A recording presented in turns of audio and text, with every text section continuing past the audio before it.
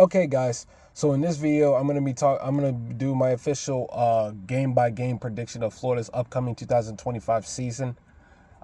First thing I want to do before I get into what I think about the season, I want to talk about the games and how they break down week by week.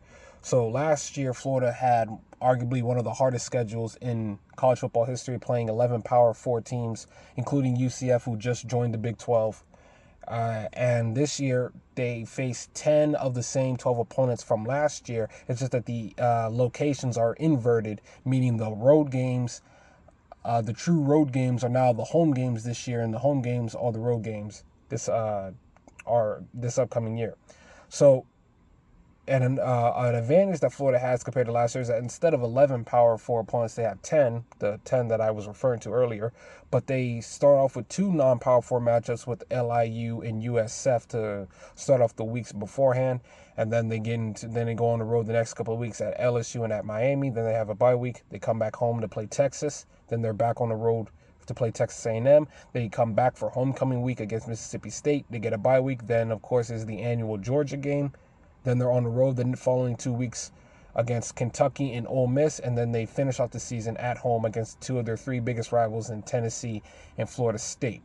So what I'm going to do is I'm going to do a week-by-week breakdown of each opponent, and I'm going to tell you why I think this Florida team is going to win that game, or why they may potentially lose this game. So I'm going to start that right now. Okay, so this is going to be a very quick preview. The first game is against Long Island.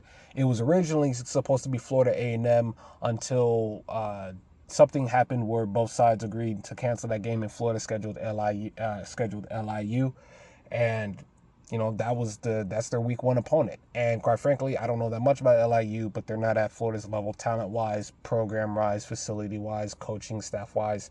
So it should be nothing less than a 30-point victory for Florida. 29 points or less, I'm considering that a disappointment. I'll say it should really be like a 40-10 game, or somewhat similar to what we saw against Samford last year. It should be an easy victory for Florida. So they should start off 1-0. Okay, and the following week, week 2 after LIU, is USF. Now, the last time USF was on the road at Florida, it went terribly, even though Florida won the game. Florida was up 24-10 at one point, and then they got outscored 18-7 to the rest of the way to barely escape with a victory, 31-28. The only reason why that game didn't go to overtime was because the snapper, not the long snapper, the center for USF snapped the ball past his quarterback, and they lost 15 yards, which led to a missed field goal because the kick was made that much difficult because of the previous play.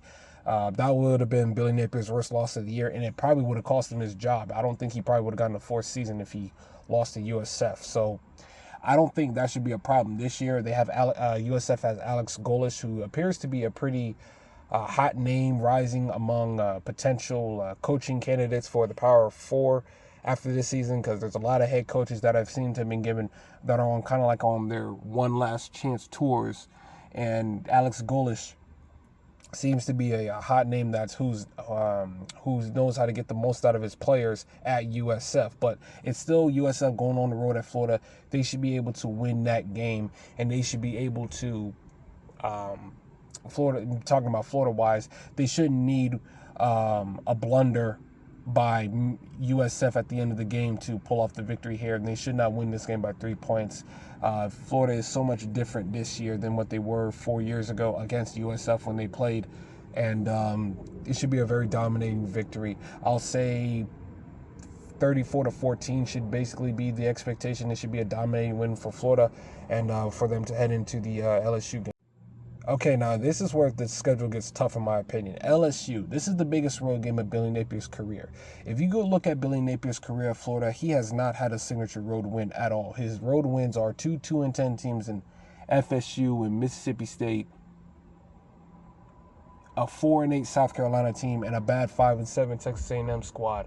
So he needs to get a big win on Florida, big win on the road for Florida if he wants the Gators to compete for potential playoff games and be a contender in the SEC and for national championships as well.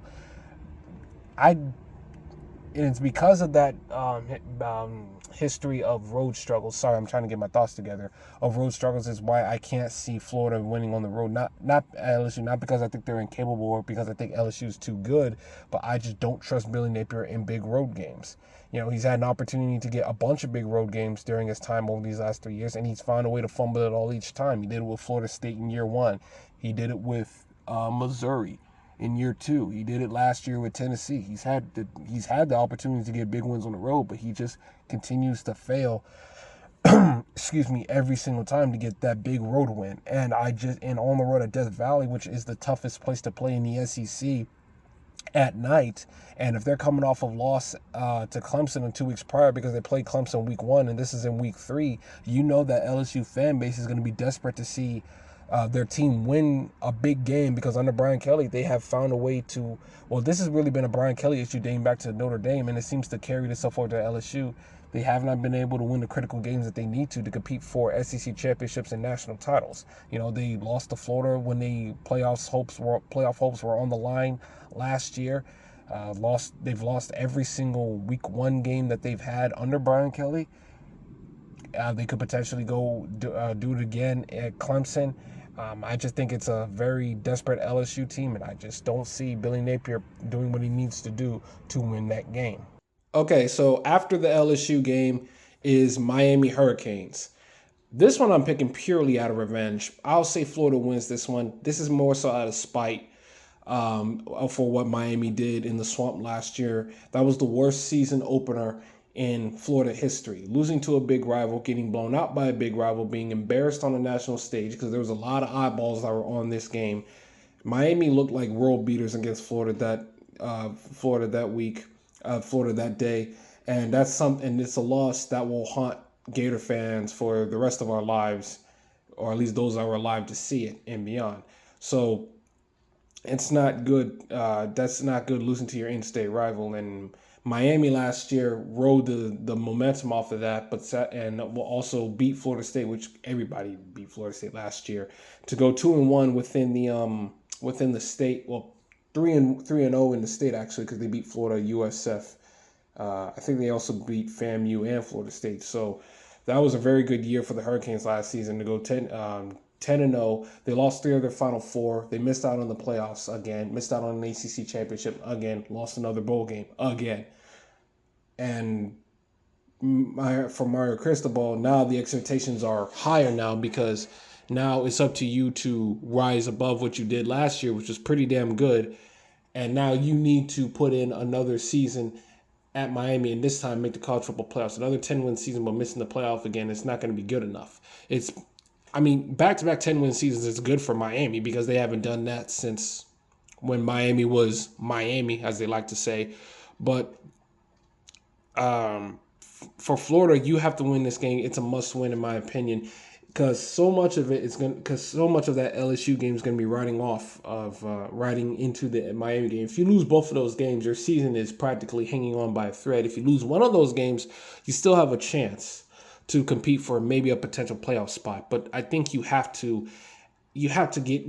split between LSU and Miami. Losing both of them would be detrimental to the season, in my opinion, for your aspirations. And I think while Carson Beck is not a bad quarterback, he's no Cam Ward. And I think Miami also lost a lot of production off of their team last year, but I think it would still be a hard-nosed, fought game. They're still tough along the line of scrimmage, because that's what you get with a Mario Cristobal coached team. May not be the most disciplined, but that's what you get from Mario Cristobal, a team that prides itself on toughness and being physical. So I'm going to say Florida wins this one, and what is a must-win game for Billy Napier. Okay, so after the Miami game, Florida has a bye week, and then they come back and they host Texas. Texas has become a powerhouse in college football again over the last 2 seasons, and they're already, in my opinion, a top 3 program in the SEC, and they proved it last year by showing the way they were able to compete against the new teams in the conference, and actually making an SEC title game in their very first year as an SEC school. And I think they're very stout along both lines of scrimmage. With Steve Sarkisian, they're obviously going to be well coached on the offensive side of the ball, design-wise, play-calling-wise. They have great running backs with C.J. Baxter coming back from injury. along with the other running backs that they have. They're loaded at wide receiver. They have very good trench players in the front seven. They're just a very loaded football team, and they're going to be traveling to Florida after the bye week. Last year, Florida went to Texas, but it was a Florida team that had a bunch of players that were out. They had like a dozen starters that were out, and going up against Texas would have been a hard and difficult game for them to win, even with a pretty much a healthy roster going in there as beat up as they were, and plus coming off of the letdown of the Georgia loss the previous week. You can argue Georgia kind of beat them twice heading into that game mentally. So I'm going to say I think Texas wins this game. I think they're just too talented up front. I think they're going to give Florida a lot of problems in multitude of areas. But I also think the crowd noise, because it will be, being that it's such a big game, it will be probably one of the most raucous environments Texas will ever have play in this upcoming season. Their season starts Saturday, but you know what I mean. It's a very big game for Texas to win, and as well as Florida. I think Texas takes this one. Following week after Texas A&M, I think Florida goes on the road here and gets a win. It's a very important game for Florida to win after, based on my predictions, you lose 2 of your previous 3 against LSU and Texas. I think the Aggies are just way too up and down. They're not consistent. They're talented. They recruit well, but they're never consistent enough to get that big push towards that playoff spot. I don't think Texas A&M is really that hard of a place to play at. I mean, they're not. I'm not going to say it's quote unquote easy, but I just don't put that much respect on their home field advantage, because we've seen a lot of big Texas A&M games where teams go on the road and win it. Notre Dame won at Texas A&M last year. So did Texas towards the end. I've seen Appalachian State go on the road and win at Texas A&M.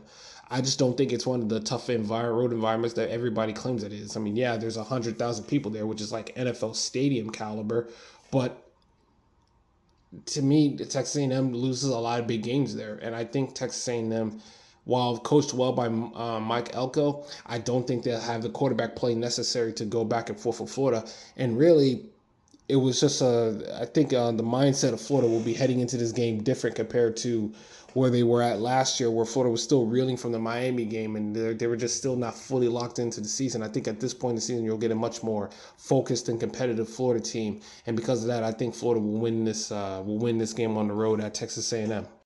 And then this game right here before their second bye week, Mississippi State. It's not going to be a long analysis. Mississippi State's a terrible program. They're on the verge of becoming the new Vanderbilt of the SEC. Jeff Lebby, I think, probably made a mistake taking that Mississippi State job. I mean, I know it's an SEC job, but you probably should have stayed at Oklahoma another year or 2 and waited for another job down the line. Mississippi State's a very hard place to win at. It's a very hard place to recruit at. It's a very hard place to have high expectations at. And, heading into the bye week, again, their second bye week before the Georgia game, talking about Florida here, they really should expect to win this game. This game, Florida will have their homecoming jerseys, throwback jerseys, because it's homecoming week for them. Mississippi State just does not have the talent that Florida has at any level, on any roster spot on the football team. I'm giving Florida. It should be an easy victory here. 31-14, something like that. Florida should not have that much trouble with Mississippi State on week 8. It should be a very dominant performance by Florida in this. Okay, so now I'm going to finish this video once and for all.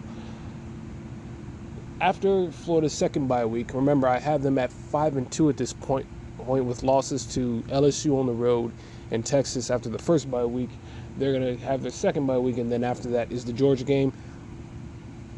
While Georgia, I don't think, is as dominant as they were a few years ago, I still think Kirby Smart will have these boys ready to play when it comes to Florida, because Kirby Smart hates Florida, going back to when he was playing for Georgia in the 90s and they were getting blown out by Steve Spurrier and the Gators back then. And ever since then, he's had a hatred for Florida ever since. And I think I just don't see a scenario if Billy Napier beats UGA unless he has a fully healthy DJ Lagway or something crazy happens, because he had a chance to beat Kirby Smart last year. They still have a great front seven. They still pride themselves in winning in the trenches. They still are like head and shoulders above Florida in terms of talent. I don't think the talent gap was as crazy as it was in 2022 in Billy Napier's first year, but I think Georgia still has just way too much talent than Florida at the offensive line, the defensive line, and the other necessary positions that you need in football. And I think Kirby Smart and the Georgia Bulldogs win again against Florida, while I would love to be proven wrong. So at this point, I'll have Florida at 5-3. Okay, following the Georgia game is Kentucky. Kentucky has been a thorn in the side of the Gators for well over a decade since Mark Stoops has been the head coach. Florida obviously had their 31-year win streak, but there were times where Kentucky came close to ending it. 2014, they went to triple overtime.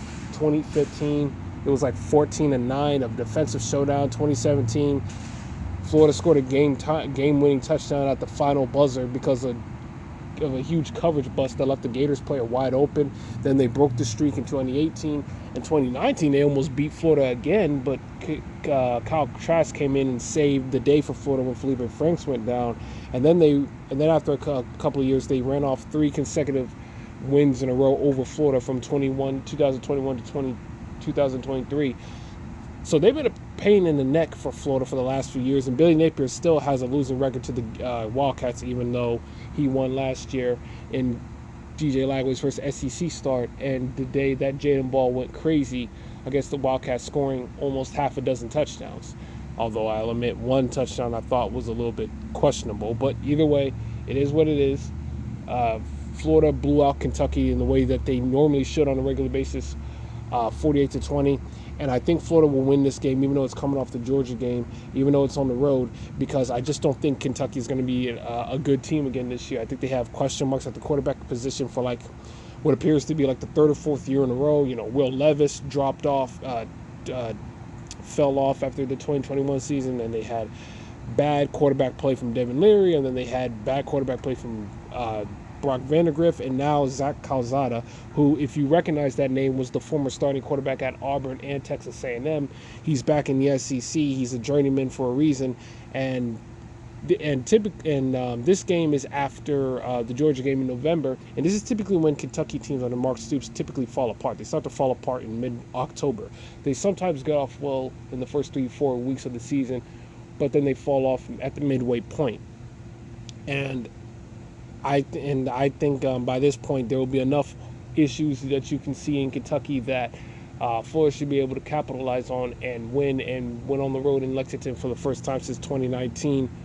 And I think the Gators take care of business against Kentucky. Ole Miss. This to me was the biggest trap game of the year because Ole Miss is like right before the final 2 weeks of the season where Florida's playing Tennessee and Florida State. And I think that's a very tricky spot to put the Ole Miss game at, especially when it's on the road in Oxford. It's a tricky place to play at. The fan base is rocking right now because Lane Kiffin has Ole Miss at a level that they haven't been at probably in their entire program. There's a lot of Ole Miss fans are right now experiencing their best football in his time there. And while Ole Miss does not have the roster that they had last year, I still think they got some pretty good players and a pretty good roster, and they recruit well by their standards, and they do a good job in the transfer portal as well. Austin Simmons, if that name sounds familiar, if you're a Florida fan, was a guy who committed to Florida and was planning on reclassifying from 2025 to 2023 to play for Florida, but he chose to reclassify to 2023, but then chose to go to Ole Miss instead of Florida. And I think by this time he'll have plenty of snaps to feel comfortable in Lane Kiffin's system. Lane Kiffin is one of the best offensive minds in college football, a better play caller than Billy Napier. Don't get mad at me, those are just the facts. And he knows how to win games against, pull off big upsets against teams, especially when he's at home in Oxford. Beat Georgia last year. I think he beat LSU at home the year before that. He rattles off some good victories when he needs to. But every now and then he'll trip over his own foot like he did against Florida and Kentucky last year. But I don't think he's going to do that. I think a lot of Ole Miss players want revenge for what happened last year, where Florida beat them in the game that cost them a shot at the college football playoff. I think Ole Miss steals one here, and I think this will have Florida at 6-4. Tennessee Volunteers, what used to be known as the third Saturday in September rivalry between the Tennessee Vols and the Florida Gators. The Tennessee Vols and their fan base and the program hate the Gators. Since the Steve Spurrier days, where Steve Spurrier would just beat Tennessee regularly and rub it in their faces every opportunity that they could. And, well, that hatred has not died down in the years since. Peyton Manning, went his entire collegiate career at Tennessee without beating Florida once. And even when Tennessee and Florida has always kind of like dominated this game and dominated this rivalry, even though there were times where you can make the argument that Tennessee had better teams than Florida at specific moments. 2 years ago would be a great example. Florida went on hosted Tennessee, in week 3 of the 2023 season and dominated Kentucky at the line of scrimmage from pillar to post, and really just made Tennessee look really bad against them. And what was at the time Billy Napier's biggest win of his career. And I think Tennessee, while probably motivated to play to finally break the losing streak in Gainesville, I don't think they will. I think Tennessee is reeling from losing some of the players that they've lost in the transfer portal, particularly Nico Iamaleava at the quarterback position.